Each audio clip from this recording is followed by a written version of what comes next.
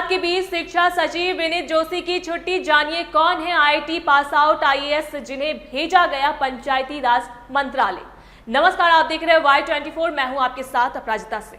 देश भर में नीट और परीक्षाओं में पेपर लीक को लेकर मचे भारी बवाल के बीच केंद्र सरकार ने एक बहुत बड़ा और कड़ा फैसला लिया है।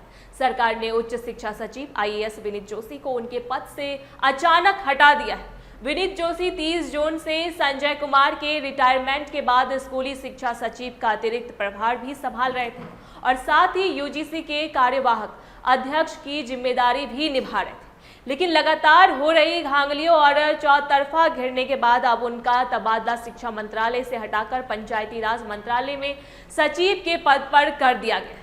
दिलचस्प बात यह है कि विनीत जोशी को शिक्षा सचिव पद से हटाने, पेपर लीक मामलों के लिए फास्ट ट्रैक कोर्ट के गठन और अगले हफ्ते तक कड़े कानून बनाने का लिखित आश्वासन मिलने के बाद ही सोनम वांगचुक ने अपना 26 दिनों का अनशन खत्म किया है।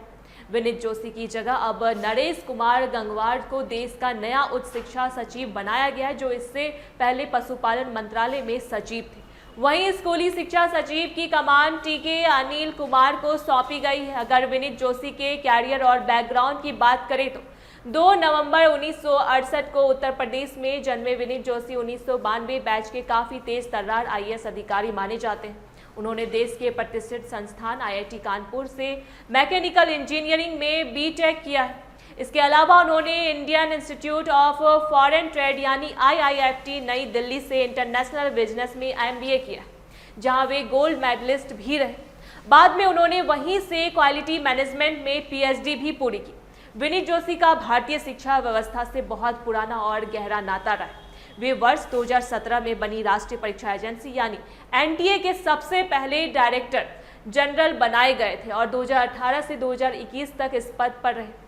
नीट, जेईई मेन और सीईटी जैसी विशाल परीक्षाओं का ढांचा तैयार करने में उनकी बड़ी भूमिका रही है। इसके अलावा वे सीबीएसई के चेयरमैन भी रह चुके हैं और उन्हीं के कार्यकाल के दौरान फरवरी 2010 से नवंबर 2014 के बीच स्कूलों में सतत और व्यापक मूल्यांकन यानी सीसीई सिस्टम लागू किया गया था। वे सिर्फ शिक्षा क्षेत्र ही नहीं बल्कि प्रशासनिक संकट प्रबंधन में भी भेजे जाते रहे। जब साल 2023 में मणिपुर में भीषण जातीय हिंसा भड़की थी, तब बिगड़े हालातों को संभालने के लिए केंद्र सरकार ने विनीत जोशी को मणिपुर का मुख्य सचिव बनाकर भेजा था। हालांकि पिछले कुछ महीनों से जेईई, नीट, सीईटी और सीबीएसई मूल्यांकन में आ रही गड़बड़ियों के चलते शिक्षा मंत्रालय लगातार निशाने पर था, जिसके बाद आखिरकार सरकार को यह बड़ा प्रशासनिक फेरबदल करना ही पड़ा। अब आपकी क्या राय है इस पर हमें कमेंट करके जरूर बताएं। देखते रहे Y24। धन्यवाद।